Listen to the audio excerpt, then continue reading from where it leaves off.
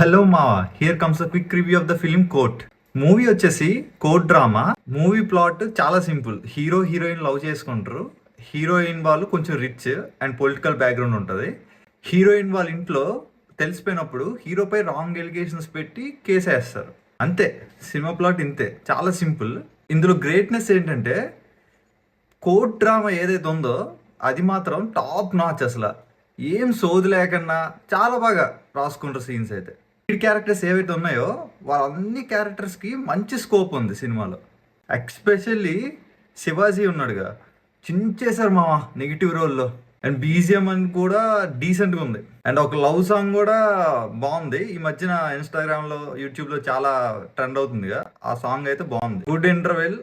ఇంకా క్లైమాక్స్కి వచ్చేసరికి sensitive point touch చేస్తారు, లాస్ట్ని మిస్యూజ్ చేసుకునేటట్టు.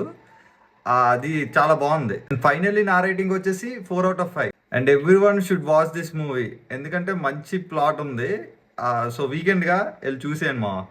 అండ్ మరిన్ని వీడియోల కోసం like and subscribe to my channel.